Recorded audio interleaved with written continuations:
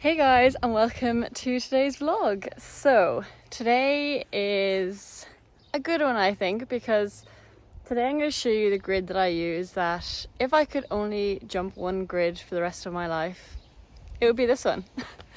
So this is a jumping exercise that is so beneficial for basically all sorts of problems. If you have a quick horse that's speedy and jumps flat to the fence, this is the one for you. If you want to make your horse jump in more round shape, yep.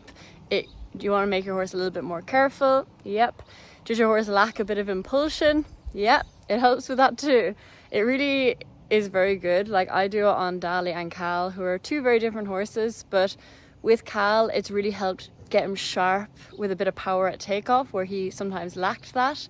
And with Dali, it really helped. He has a very big stride and he would get a little bit flat to fences and sometimes catch them with his back legs. This helped him make a really good shape, really up and round, and really helped him with that.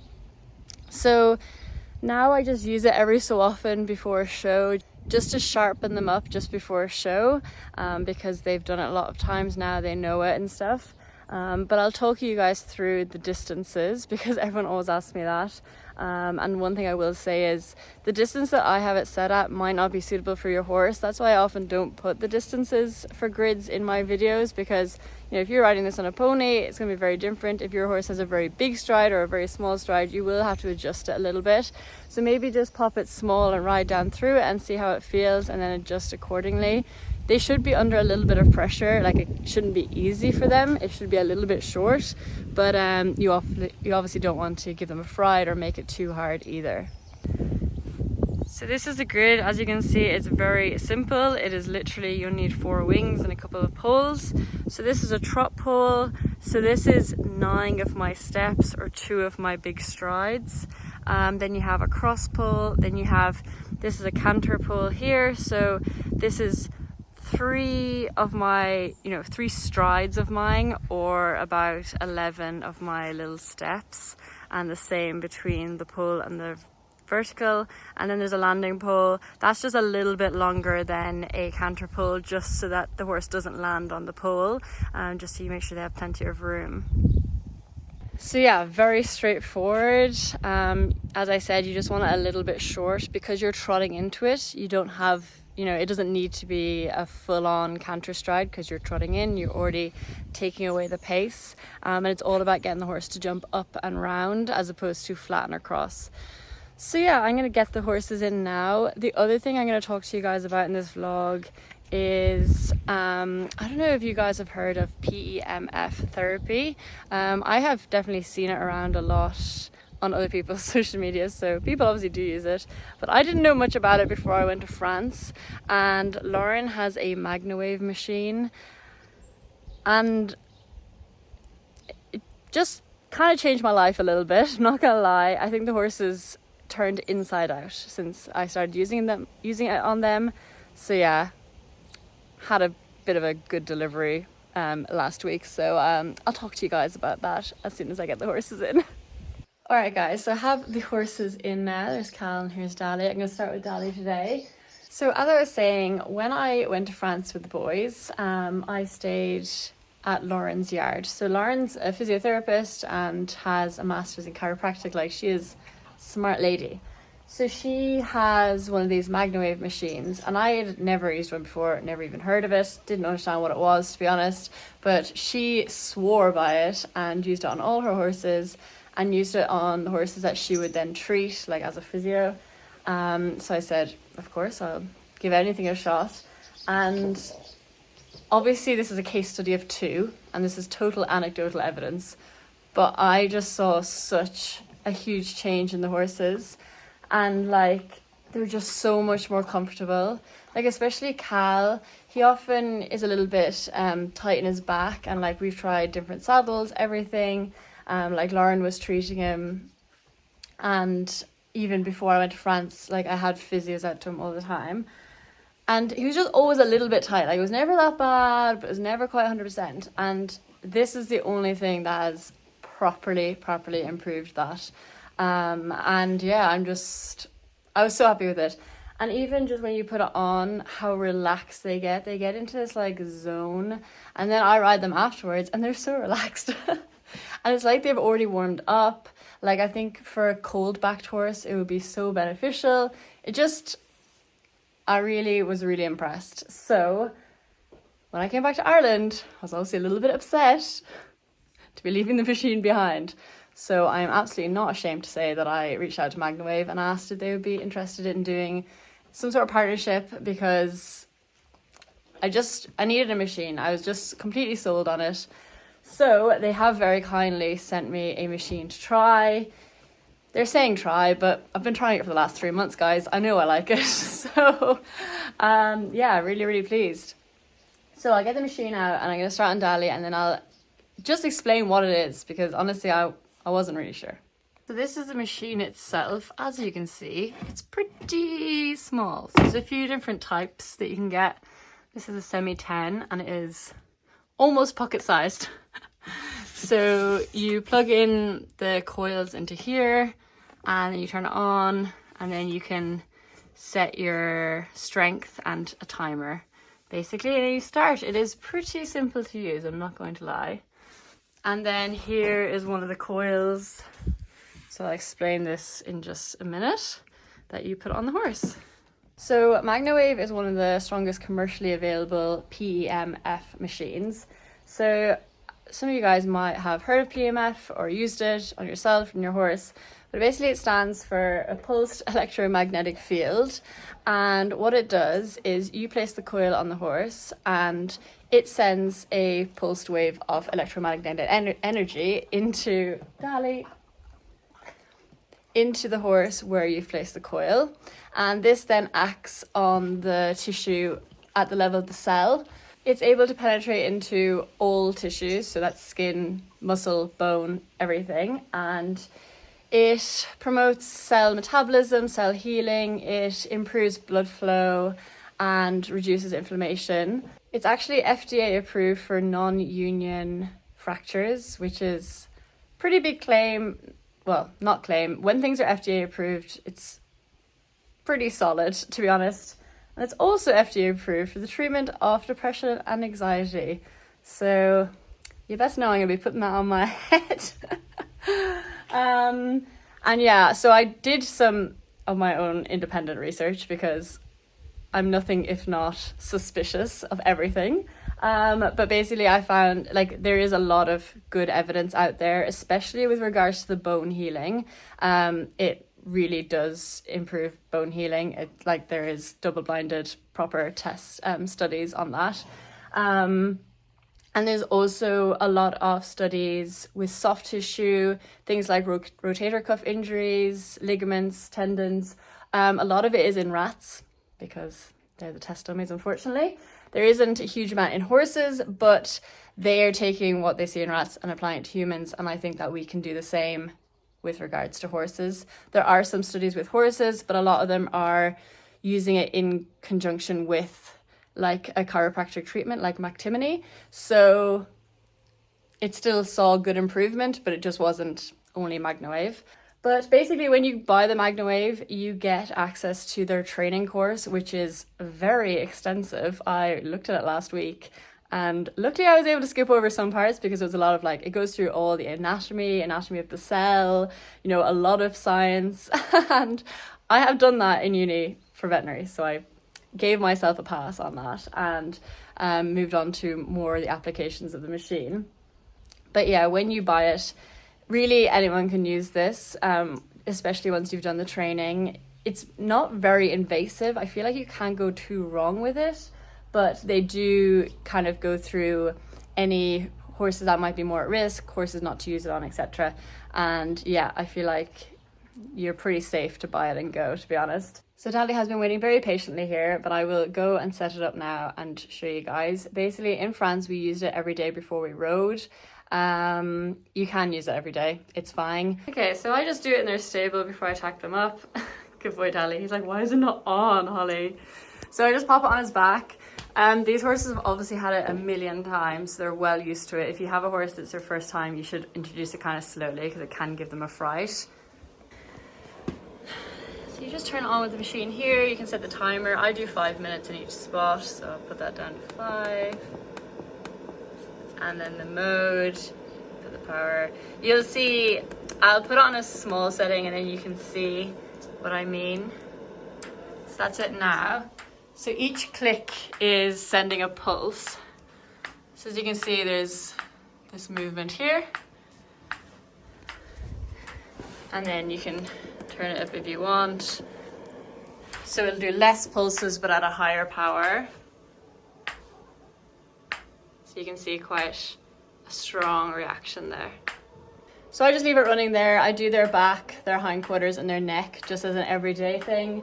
And then if there's any specific niggly points, then I have a smaller coil that you can use. It's only like that size my head probably, that you can put in just specific areas. Like, you know, if you have a horse with sore hocks or something like that, then they can just go on their hocks. So handy. Like, it takes 20 minutes. I just groom them and tack them up while it's on. Like, I'll groom them and then I'll put it on his hindquarters, pop the saddle on, put it on his neck, pop the bridle on, and then, you know, ready to go. It doesn't, you know, it's not awkward. It's so small. Yeah, it just very easily fits into just a daily routine. I also find it's just kind of nice bonding time because they always really enjoy it.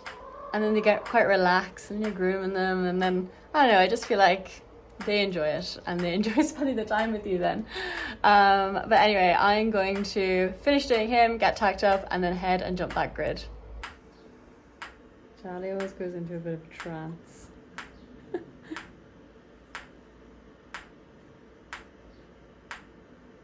Quite enjoys it.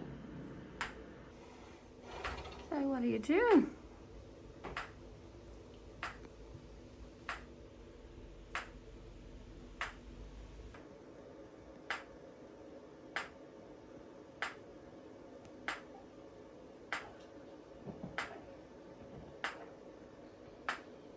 Alrighty, I'm up on Dolly now. Gonna do a little warm up and then my dad's gonna come down and video a bit of jumping. So hopefully he feels good. And then we're heading to a show this weekend where Dolly is gonna jump the 125 and Cal is going to jump the 135. Hopefully we have a good session today, and then the show is on, I can't remember if it's on Saturday or Sunday. I need to check that. Hey guys, so I thought I'd do a bit of a voiceover just explaining how I kind of ride this. So here's the first time I jumped it. He was a little bit spooky at it actually at the start, but then he settles right into it. He's a very good boy. So basically when you're riding this, you just want to keep your horse as straight as possible and then just keep a little bit of leg at takeoff, but very soft with your hands. I feel like sometimes when you don't want your horse to hit a pull, you kind of almost like try and help it with your hands. This is no, you need to completely have really loose contact and let them make the mistake. If they hit the pull, that's absolutely no problem. The only way, a horse learns is by making mistakes. But as long as you keep your leg on and keep it all very relaxed, that means that they'll learn, they won't get stressed by it. You'll also notice that I come off both the left and the right rein equally, and then after the jump I go both left and right. We don't want to make our horses one-sided by only going on one rein, so I think this is really, really important.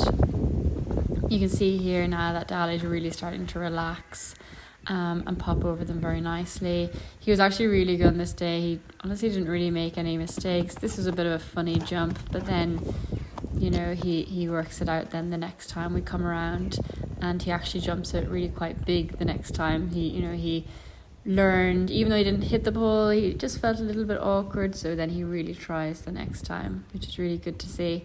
So yeah, just keeping it really relaxed, a little bit of impulsion, and let your horse learn, and don't help them too much, leave it to them.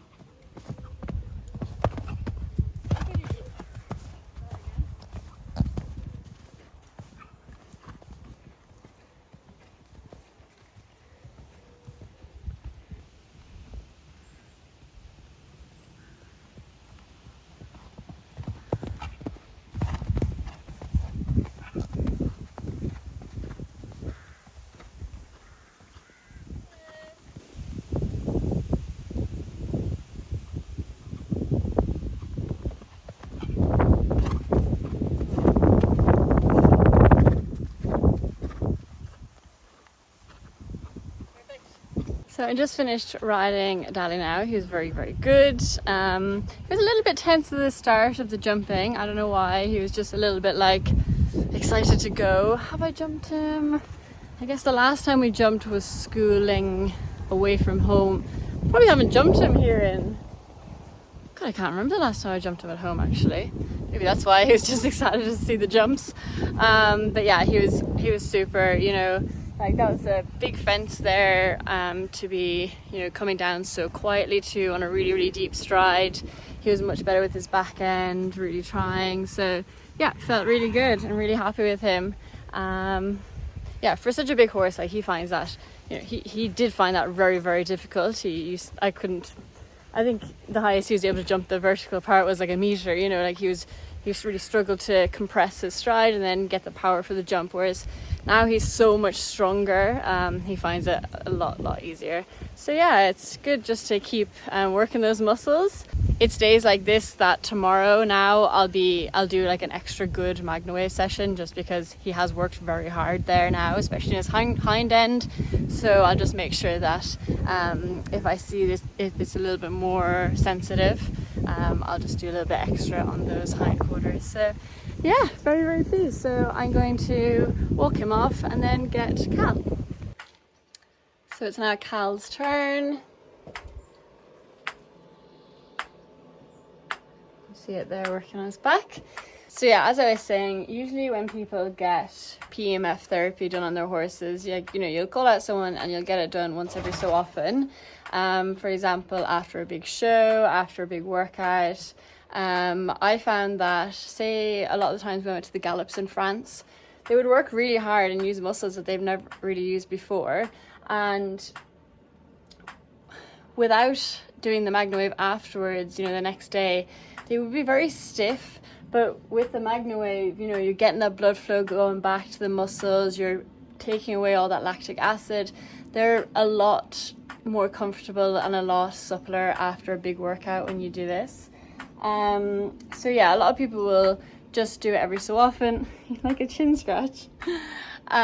Or if they have a horse with a specific injury, like in the hock, stifle, tendon, ligament injury, etc. But by having the Magnawave machine on the yard, they can just get it every day. You know, you're catching all these little micro injuries so much sooner, and you're just maintaining them as opposed to trying to treat a problem. You're trying to prevent the problem, really. So yeah, and even say the thoroughbreds, just when I was talking about galloping, like the thoroughbreds have huge benefits from it. Lauren treated a lot of thoroughbreds, and one of the trainers, he just couldn't get over the improvement in the horse, like, and he actually bought a machine for the yard because he said it's just, yeah, he just saw such improvement. So yeah, if you guys are interested in the Magnawave machine, I will leave the link to the website in the description. So I'm dealing with the European agent, but even if you're not in Europe, if you contact him, he'll be able to set you up with someone, because it is worldwide. You know, I think it's really big in America as well, and definitely up and coming in Europe now. And yeah, there's a 3-year warranty on the machine. It's very easy and simple, as you can see. It's just working away behind me. The horses probably need a little bit getting used to. Cal didn't care about it at all. Dali was afraid of it because of just the noise and the sensation. But as you can see, once he realized it felt so good, he was very happy to stand for it. So yeah, I hope you find it interesting. I found all the research really interesting. So we were both learning in this video. So yeah, I'm going to finish up with Cal and then ride him, and then I'll show you how he gets on with the jumping in the grid. Cal's going to sleep. Says, I love this Magnawave, thank you. Also, just out of interest, look how much reaction there is on his left side compared to a lot less on his right side. It extends the whole way down his shoulder on the left. It's just really interesting to see little things like that. Like you can see maybe one side of the horse is more sore than the other, because that contraction that you see, that's what happens when the magnetic wave hits resistance. So you see more resistance in, you know, tighter muscles. So then you can see the difference. It's really interesting. I couldn't show you on their hindquarters because they were pretty even, but sometimes we do see like one side of the hindquarters is like crazy and the other one isn't moving at all. Because horses can be one-sided. It's normal, like we are too. So yeah, it's just really interesting. So now it is Cal's turn. He was on one today. He was so fresh, so excited to be jumping. Yeah, he really loves it. I said here, I think his racehorse cubes are really kicking in because he was so keen. So he feels really good. Now, one thing I did find is that on landing, when we were going to the right, he was falling in through the corner. So that's why you see me do a lot of circles on the right rein after the jumps. I was just trying to really reinforce that right bend and get him off my inside leg. You can see here I do a couple of circles, trying to really get him to bend to the right and move away from my inside leg and go into the corner fully. I do talk about this afterwards and why I think it was happening. So yeah, after I ride, I'll explain that. So then other than that, he feels really good. He is kind of cantering a stride or two before, which is him kind of cheating because it's a little bit easier for him to jump out of canter than out of the trot. So I really do try and hold him. And that was a good jump in particular, really nice and bouncy and up in the air. So I'm trying to hold him for the trot step and he's a lot better there again. Again, going left, then going right. You can see his experiences there in that, you know, he always lands on the correct lead that I want, well, usually. So that was a little bit of didn't meet it so well. So we come around again and just jump it twice more. I jump it a little bit bigger on Cal just because he finds it so much easier. But yeah, he was very, very good boy as well.